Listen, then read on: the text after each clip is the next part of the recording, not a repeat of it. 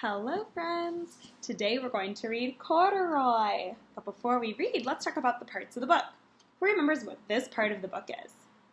The front cover. So if I flip it over, this is called the back cover.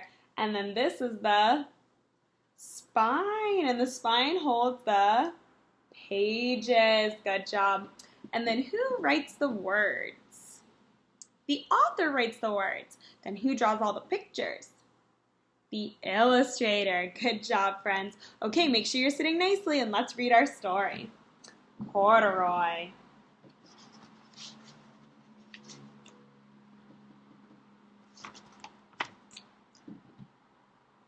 Corduroy is a bear who once lived in the toy department of a large toy store. Day after day, he waited with all the other animals and dolls for someone to come along and take him home. The store was always filled with shoppers buying all sorts of things, but no one seemed to ever want a small bear in green overalls. Then, one morning, a little girl stopped and looked straight into Corduroy's bright eyes. "Oh, Mommy," she said, "look, there's the very bear I've always wanted." "Not today, dear," her mother sighed. "I've spent too much already. Besides, he doesn't look new. He's lost one of the buttons on his shoulder strap." Corduroy watched sadly as they walked away. "I didn't know I was missing a button," he said to himself. "Tonight, I will go and see if I can find it." Late that evening, when all the shoppers had gone and the doors were shut and locked, Corduroy climbed carefully down from his shelf. He began searching everywhere on the floor for his lost button. Suddenly, he felt the floor moving under him. Quite by accident, he stepped onto an escalator, and up he went. Could this be a mountain, he thought? I think I've always wanted to climb a mountain. He stepped off the escalator and reached the next floor. There, before his eyes, was the most amazing sight. Tables and chairs, lamps and sofas, and rows of beds.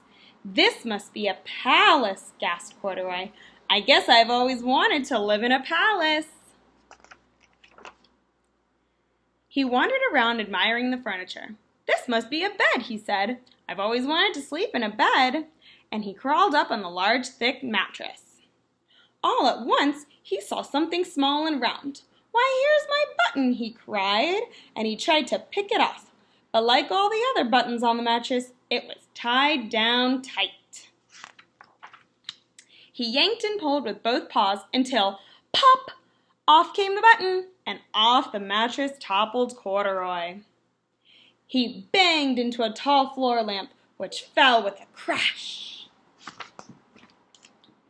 Corduroy didn't know, but somebody else was awake in the store. It was the night watchman doing his rounds on the floor above. When he heard the crash, he came dashing down the escalator. "Now what in the world was that?" he explained. "Somebody must be hiding in here." He flashed his light under and over sofas and beds until he came to the biggest bed of all, and there he saw two fuzzy brown ears sticking up from under the covers. "Hello," he said. "How did you get upstairs?" The watchman tucked Corduroy under his arm and carried him down the escalator and set him on the toy shelf with all the other toys in the toy department. Corduroy was just waking up when the first customers came into the store in the morning.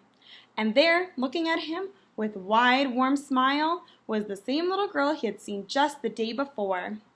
"I'm Lisa," she said, "and you're going to be my very own bear. Last night I counted what I've saved in my piggy bank, and my mother said I could bring you home." "Shall I put him in a box for you?" the saleslady asked. "Oh, no, thank you," Lisa answered, as she carried Corduroy in her arms. She ran all the way up 4 flights of stairs to her family's apartment, straight to a room of her own. Corduroy blinked. There was a chair and a chest of drawers. Alongside a girl-sized bed was a bear-sized bed just big enough for Corduroy. This was nothing like the enormous palace in the department store. This must be home, Corduroy thought. I've always wanted a home. Lisa sat down with Corduroy on his lap. Here, you'll be more comfortable with your shoulder strap fastened, she said, as she sewed a button on. You must be a friend, said Corduroy. I've always wanted a friend. Me too, said Lisa, and gave him a big hug. The end.